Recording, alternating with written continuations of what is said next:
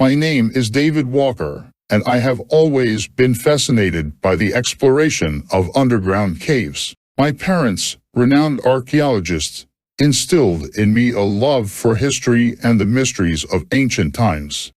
One day, among the extensive stories of explorers, I heard about the deepest cave that no one had ever been able to fully explore. It was a place surrounded by mystique and enigmas, perfect for someone like me seeking adventure and ancient secrets. Ignoring the warnings of the locals about the mysterious forces residing in this cave, I boldly set out on this thrilling journey. Equipped with flashlights, maps, and a radio communicator, I ventured deep into the depths, overcoming one obstacle after another. The light from my flashlights revealed the stunning beauty of the cave. Stalactites and stalagmites adorned the walls, creating whimsical shapes and reflecting in underground lakes. The eerie glow of fireflies, flickering like stars in the darkness, added even more mystery to the cave. However, the further I advanced, the stranger the surrounding sounds became. The rustle of leaves in the wind mixed with an incomprehensible whisper, as if something was discussing my fate. But the most astonishing was the voice echoing from the abyss indistinct, as if calling me, promising secrets that should never be revealed. Despite not being superstitious, I tried to convince myself that all these sounds were merely echoes and tricks of light in the rocks. Yet with each step, I felt someone or something was watching me. At times, I caught glimpses of shadows or heard peculiar rustlings, but when I turned, there was nothing to be seen, only dark corridors filled with shadows. My nerves were on edge, and I hastened my pace, feeling the urgency to escape from this place as soon as possible. My flashlights illuminated the walls, on which ancient symbols resembling runes were carved. They appeared cryptic and ominous, as if warning about the dangers concealed within the cave. Desperately trying to find an exit, I became lost amidst this array of symbols, unsure of their meanings. Suddenly, the ground beneath my feet trembled, and I fell into a pit. My heart raced with fear, and the pain from my bruises momentarily left me speechless. I looked around. It was a deep pit, and getting out of it was not easy. Attempting to use the radio communicator to call for help, I encountered a new horror. It wasn't working. I was left alone with this dark entity, and I felt that it was closer than ever. Trying to collect my thoughts, I continued my journey, and the voice from the abyss became more distinct. It promised me knowledge and power over the world in exchange for my soul. I refused, understanding that these promises were mere illusions, manipulations of the mind. But the voice grew more insistent, cursing me and spitefully whispering about. I lost track of time during my stay in this cave. Time lost its meaning, and I felt my consciousness clouding, my mind filled with doubt. The cave was a living entity, hungry for human souls, as I realized, and I had fallen into a trap of inevitable nocturnal loss. Part of me wanted to surrender, to let this dark entity take my soul, just to end it. But I remembered my parents and their legacy. They explored the mysteries of history to enlighten the world. I couldn't betray them or my own essence. Gathering all the strength I had left, I covered my ears with my hands, refusing to listen to the seductive promises of the voice. Again and again, the voice tried to penetrate my mind, but I resisted. Vague images of the past and present flashed before my eyes, as if trying to detach me from reality. But I held on, fighting against the forces of this ominous cave. And then, when I felt my strength waning, my will on the verge of breaking, I heard another sound, faint, as if a distant call, but it gave me renewed determination. It was the voice of my parents, as if supporting me in this lonely battle. Focusing on that voice, I shut out the rest and managed to penetrate the essence of the cave. I realized that the voice from the abyss was not a benevolent entity but rather a creation of the dark forces within the cave itself. Its purpose was to feed on human souls, drawing them into its depths. With newfound strength, I began to walk in the opposite direction, against the voice that now cursed me and malevolently whispered about the horrors that awaited me. Each step was a trial, but I carried on with resolve, guided by my convictions. Finally, I saw the light. The exit from the cave was before me, but I knew that this was not the end of my journey. These sinister forces would guard their secrets, and I must find ways to stop their influence on the world. I emerged to the surface and returned to the real world, where much more time had passed than I expected. The locals were astonished at my return, as many never returned from those dark depths. With my discoveries and completed journey, I wrote a report warning people of the dangers of this cave and the entity hiding in its depths. My research was hailed as a cornerstone in understanding the mysteries of history.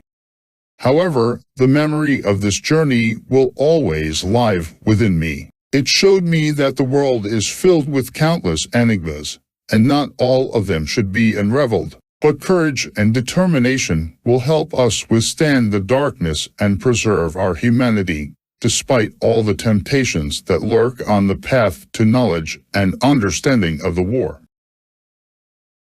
Story 2 by Elizabeth Morgan.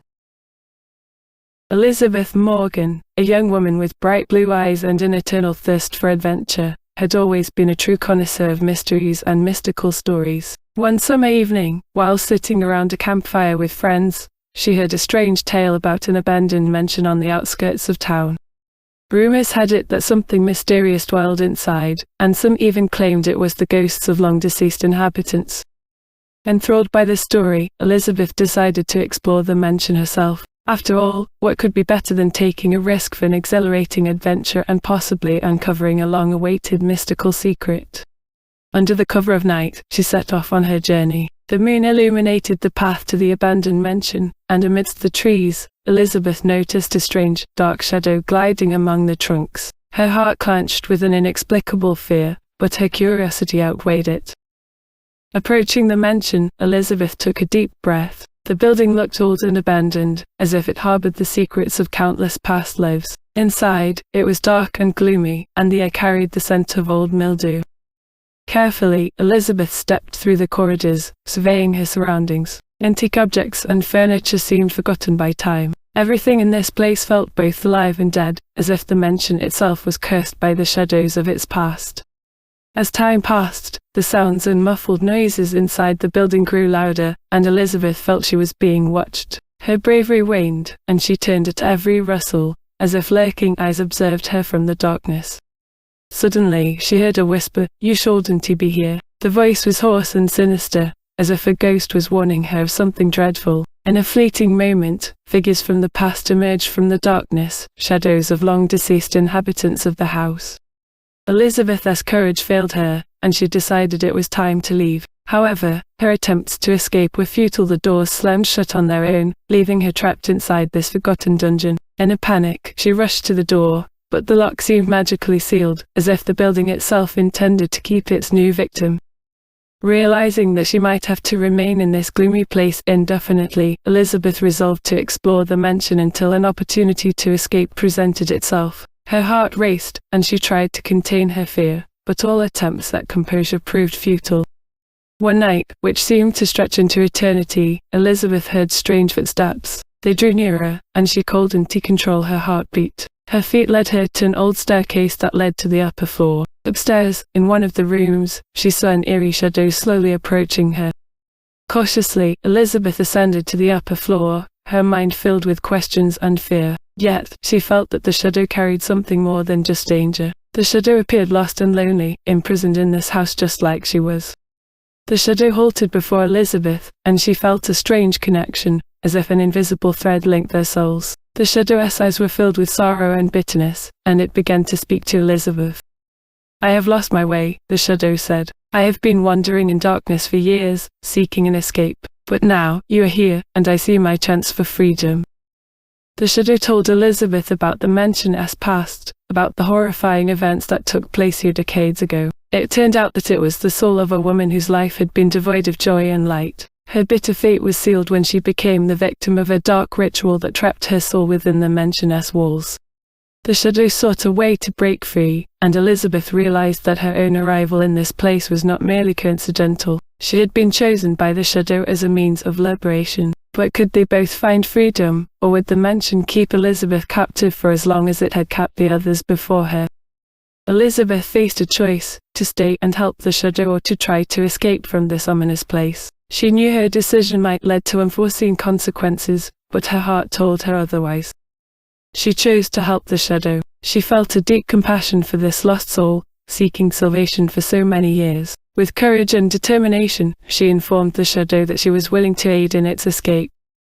The shadow smiled, and its eyes flickered with a faint light. In that moment, it transported Elizabeth to the past, allowing her to witness the horrors that had occurred here long ago. Elizabeth learned about the sacrifices made in dark rituals and the suffering souls born within the Mansion-S walls. Elizabeth realized that the shadow needed a strong light to break the bonds that tethered it to this place. She resolved to help the shadow find the source of light. Together, they ventured into the deepest parts of the mansion, overcoming obstacles and fears. Finally, they discovered a long-forgotten room, where an old scroll lay on a dusty table. The scroll contained ancient magical incantations that could free the shadow. With determination, Elizabeth began to recite the incantation. In that instant, the room filled with a bright light that dispersed the darkness and the shadows that had held the soul captive all those years. The shadow was freed from its chains and began to emit a radiant glow. Story 3 by Sarah Martinez. My story began a few months ago when I, Sarah Martinez, a journalist and skeptic, heard about the cursed house on the hill. Always fascinated by mysterious stories, I couldn't resist the temptation to investigate its history further. I delved into old records and archives to learn as much as I could about the mysterious Hollister house. The Hollister family had lived in this house for several generations, and their fate was strangely intertwined with this ominous place. Each of the house's owners had died in agonizing suffering, and after each tragedy, the house remained locked up for years, as if its abandoned rooms held grim secrets. The locals called it the House of the Curse and believed that sinister forces inhabited its walls, forever thirsting for new victims. The story told of those who dared to enter the house, disappearing without a trace, as if consumed by its abyss. My rational thinking resisted the belief in the supernatural, and I tried to explain the entire legend as folklore and superstition. Nevertheless, inside me, there lingered curiosity and a thirst to verify the truth of these tales.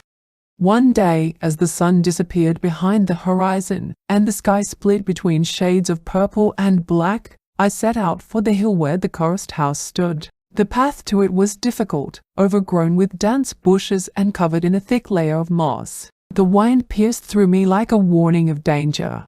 The house, seemingly awaiting its next victim, stood before me. It was in ruins, its walls covered in lichen, and its windows boarded up with planks. Looking at it sent shivers down my spine, but I pressed forward, ignoring the fear that began to envelop me.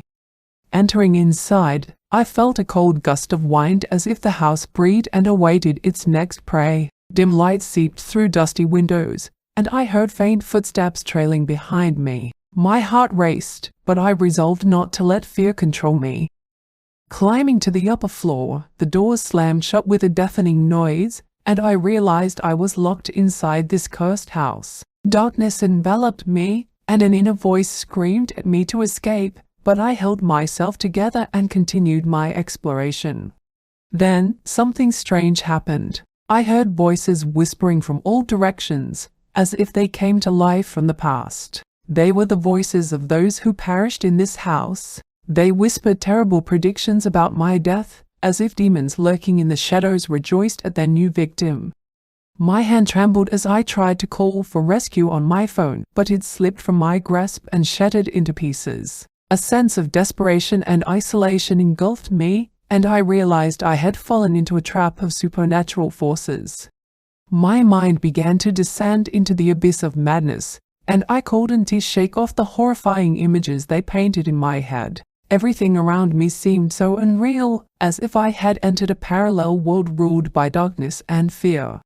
I screamed, but my cries only echoed back, as if the house on the hill devoured them, denying me even the slightest chance of escape. Inside me, a flicker of hope remained that I might find a way out of this nightmarish trap, but fear and hopelessness paralyzed my actions. So, my story ended. I became another lost knight, a captive of the cursed house on the hill. They never found my body, and my disappearance became a new chapter in the legend of the Hollister house. Thus, my story concluded, or am I still alive, carrying within me dark memories of the cursed house on the hill? I don't know. My fate became part of a grim legend, and perhaps someone else will attempt to unravel the mystery of this house. But be cautious, for dark forces may grow stronger than your beliefs, drawing you into their bottomless depths.